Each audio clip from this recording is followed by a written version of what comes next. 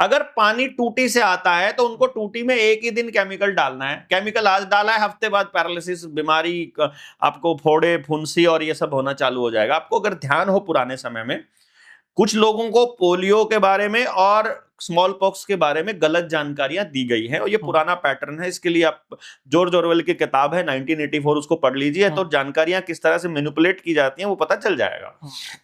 सत्ताएं कैसे काम करती हैं उसी की किताब एनिमल फार्म है, उसको पढ़ लीजिए। तो मैंने एनिमल फार्म हाँ, बुक का नाम है बुक, किताब 100-150 पेज की किताब है, बड़ी छोटी सी शानदार किताब है। उसमें जानवरों का बाड़ा है, जंगल है, वहां उनके माध्यम से, जानवरों के माध्यम से समझाने की कोशिश की गई है कि किस तरह से आपके ऊपर राज किया जाता है। उसमें कम्युनिस्ट और मतलब लेफ्टिस्ट और राइटिस्ट विचारधारा के दोनों जानवर क्या कैसे कैसे काम करते हैं, क्योंकि आपको पता नहीं है, आपको लगता है कि लेफ्ट और राइट अलग अलग है, आपको कम्युनिस्ट और ये भाजपा वाले अलग अलग दिखाई देते हैं, लेकिन गेम क्या है इनका, कम्युनिस्ट ये तय करता है कि ब्लेम किसको करना है, उसका काम है ब्लेम बताना कि इसको ब्लेम करो, सरकार को या फलाने को ढिमकाने को, इसको ब्लेम करो।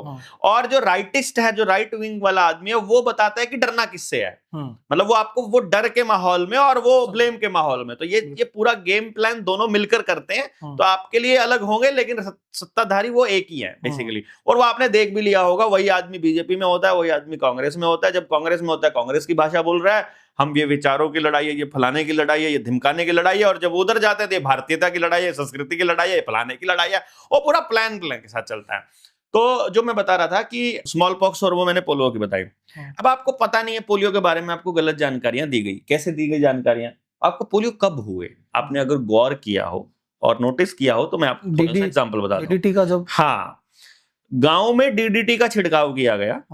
जब डीडीटी का छिड़काव हो रहा है उस वक्त जो महिलाएं प्रेग्नेंट हैं उनके ऊपर जब उस केमिकल का असर होता है तो अखबारों में छपना पोलियो चालू हुआ, और पोलियो की एक एक खबर को बड़ा हाईलाइट, जैसे अब कोरोना की खबरों को इस तरह हाईलाइट किया गया वैसे किया गया, और ऐसा प्रचारित किया गया कि पोलियो एक बहुत बड़ी बीमारी है। उधर से बोला कि वैक्सीन बन गई है, जैसे कोरोना की वैक्सीन बनी, और फिर डीडीटी का छिड़काव बंद कर दिया। तो केसेस का जिक्र करना बंद कर दो, आप अखबार में जिक्र करना बंद कर दो, आपको लगे वो हो ही नहीं रहा है। बिल्कुल सिंपल सा फंडा है। तो आप तक जानकारी सारी की सारे देश में, हरियाणा में जानकारी पंजाब की आ रही है, पंजाब में जानकारी हरियाणा की आ रही है, सारी फर्जी आ रही है, वो मैनिपुलेट करने के लिए आ रही है। तो इसी तरह से बस पोलियो को इंट्रोड्यूस किया गया, इसी तरह पोलियो की वैक्सीन को इंट्रोड्यूस किया गया।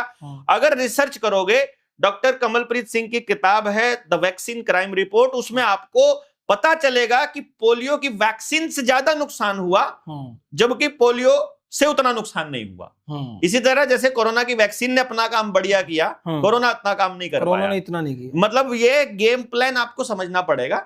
ये समझोगे तो आपको सारी की सारी वैक्सीन का खेल समझ में आएगा। इसी तरह से ये तो था मैंने बताया। अब आगे स्मॉल पॉक्स की बारी। पूरे गांव के अंदर सब कुछ सही है, कोई बीमार नहीं चल रहा है, कोई कुछ नहीं चल रहा है। अचानक से मंत्रालय का आदमी आता है और वो कहता है कि आपके गांव का पानी खराब है, यहाँ फ्लोराइड ज्यादा है, तो इसलिए आपके दांत खराब होंगे, और इसलिए हम लोग कुछ दवाई डाल रहे हैं जो पानी की सफाई करेगा। वो दवाई जब डलती है कुओं में, क्योंकि तब पानी कुएं से आता है पीने का, जब वो कुओं में डलती है जहां से आदमी पानी पी रहा है, तो बच्चों को, छोटे छोटे बच्चों को फोड़े फुंसी और माता और वो सब निकलना चालू हो जाता है। और फिर गांव में झोला छाप डॉक्टरों की एंट्री होती है, और फिर डेंटिस्ट की एंट्री होती है। तो उधर से दांत खराब होते हैं, उधर से स्किन खराब होती है, उधर से बीमारियां आती हैं, और फिर वो एलोपैथी की एंट्री होती है। तो it was all game plan. आपको समझ में आए, आज आए कल आए, मुझे दवाई बनाने वाली कंपनी इनकी है। अगर आप दवाई बनाना चाहते हो उसके लिए आपको सर्टिफिकेट चाहिए, वो आपको मिलेगा नहीं। अगर आपने बना दी तो आप इलीगल हो, आपको जेल हो जाएगी। तो जो पावर है अल्टीमेटली, अभी भी कोरोना के टाइम पर हमने तो सरेआम बोला था कि हम पास बैठते हैं, झूठा खाते हैं, उसके लिए केस भी लगाया आपने, मुकदमा भी है, जेल भी गए। लेकिन मेन बात ये थी कि हमने बोला खड़े होकर के, आईएमए के डॉक्टर्स हमारे खिलाफ खड़े हो गए। अब रामदेव के ऊपर भी उन्होंने मेरे ख्याल 8,000 की 6,000 करोड़ का 600 करोड़ का कुछ लगाया था उन्होंने डिफेमेशन का। हमारे ऊपर लगा नहीं सकते थे क्योंकि उन्होंने देखा कि यार इसके तो ना जमीन नाम है, ना इसके पास पैसा है, तो क्या लगाएंगे। तो मेरे को आईएमए के उस डॉक्टर्स के साथ सेटिंग, मतलब वो कन्वर्सेशन करने का मौका मिला, और एक चैनल के ऊपर भी मैं बोला था। और मैंने कुछ कॉमन सवाल पूछे थे, तो बोले कि तुम अनपढ़ों जैसी बात करते हो। मैंने कहा मैं कॉमन सेंस की बात कर रहा हूं यार, मैं अनपढ़ और पढ़े लिखे का तो उसको कोई लिंक नहीं है। मैं कह रहा हूं कि दिल्ली के बॉर्डर पर किसान आंदोलन में मैं पिछले 1 साल से बैठा हुआ हूं और उस बॉर्डर के, टिकरी बॉर्डर के इस तरफ एक भी आदमी की मौत नहीं हो रहा और परली साइड लाशों के ढेर लगे। ये कैसे हो सकता है? विद इन 500 मीटर कैसे हो सकता है यार? आपको नहीं समझ आ रहा है? लॉजिक क्या है? वही लोग उसी अस्पताल के आसपास चक्कर काट रहे हैं तो कुछ भी नहीं हो रहा है। सर इस सरकार में यही तो गड़बड़ है। हाँ, लॉजिकल सवाल तो आप पूछ नहीं सकते, पूछ ही नहीं पा रहे हैं ना, क्रिमिनल हो। बिल्कुल। तो इसलिए क्या है कि पानी आपको बचाना होगा, अपना पानी आपको साफ सुथरा अपना खुद का रखना पड़ेगा।